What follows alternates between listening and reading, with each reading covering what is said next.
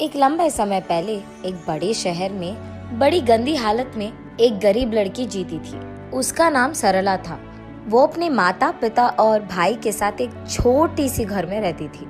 उसका पिता शहर में मिल रहे छोटे मोटे काम करता था और इतना ही नहीं, सारा दिन मेहनत करके कमाए हुए पैसों में से आधे पैसे वो दारू में लगा देता था। इसीलिए उनकी घर की हालत दिन ब दिन बिगड़ती गई। ना उनको हर रोज खाने के लिए खाना था, ना पहनने के लिए कपड़े थे। सरला का भाई भी हमेशा भूख की वजह से रोते रहता था और उसकी माँ की तबीयत हमेशा खराब थी। इसीलिए सरला उसके भाई का ध्यान रखती थी। सारे घर का काम भी वही करती थी। जितना था उतने में ही खाना पकाकर अपने भाई को देती थी और अपने माँ को भी खिला देती थी। अगर कुछ बचता तो खाती थी, वरना वो भी नहीं करती। ऐसे दिन बीतते गए और उसकी माँ की हालत बिगड़ता गया। इसीलिए कम से कम 2 दिनों में एक बार भी खाना मिलना मुश्किल बन गया था। इसी कारण वो फैसला करती है कि वो भी कोई ना कोई काम करेगी और पैसे कमाएगी, ताकि उनको खाने के लिए खाना मिले और उनकी माँ के लिए दवाइयाँ भी। उसके बाद वो अपने एरिया में कुछ बच्चों से गुलाब के फूल खरीदती है और उसके बाद ट्रैफिक सिग्नल में जाकर उन्हीं फूलों को बेचने लगती है।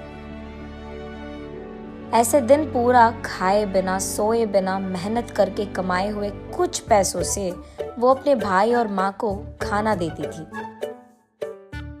बचे पैसों से वो जब अपनी माँ के लिए दवाइयाँ खरीदने जा रही थी, वहां उसका पिता आकर, ये सब खाने के लिए तुम लोगों को पैसे कहाँ से आए? तब सरला घबराते हुए, वो आज पूरा दिन मैं ट्रैफिक सिग्नल के पास फूल बेचकर कमाए हैं पापा। कुछ पैसे बचे हैं क्या? हाँ? कुछ बचे हैं पापा, माँ के लिए दवाइयाँ खरीदने जा रही हूँ। ठीक है, इधर दे दो, मैं जाकर लेके आऊंगा दवाइयाँ। मैं जाकर लाऊंगी ना पापा। पैसे दो इधर, दवाइयाँ लाएगी दवाइयाँ। ये कहकर उसके पास मौजूद पैसे सारे खींच लेता है। सरला रोते रोते ऐसे ही सो जाती है। अगले दिन कुछ खिलौने लेकर उसी ट्रैफिक सिग्नल के पास उन्हें बेचने जाती है सरला। आज कुछ भी करके माँ के लिए दवाइयाँ लेके ही जाना होगा।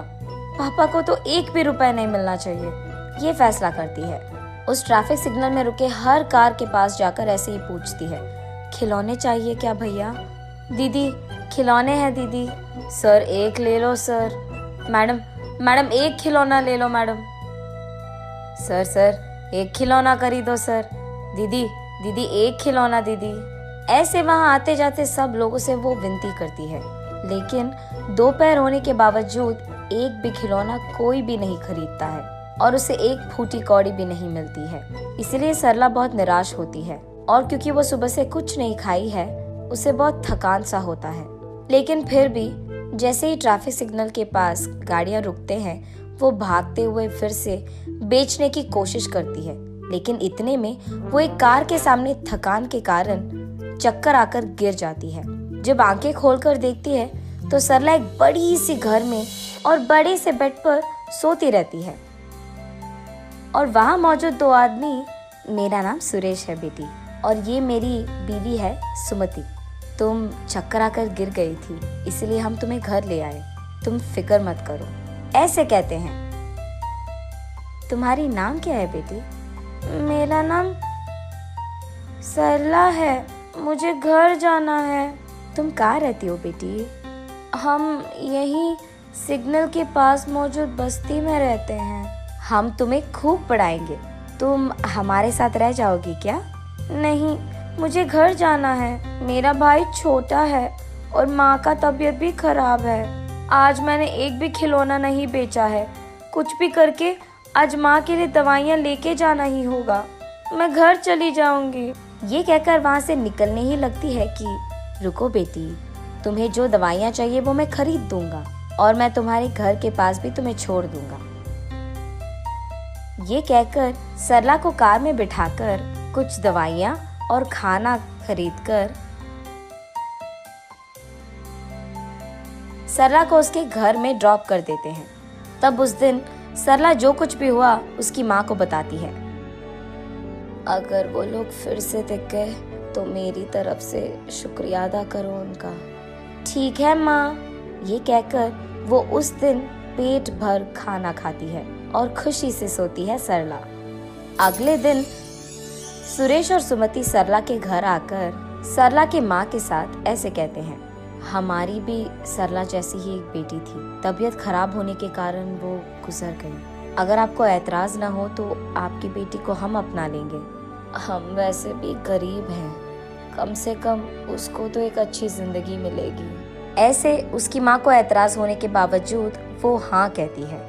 माँ, मैं नहीं जाऊंगी माँ, तुम्हें छोड़कर नहीं जाना मुझे। ये कहते हुए सरला रो पड़ती है।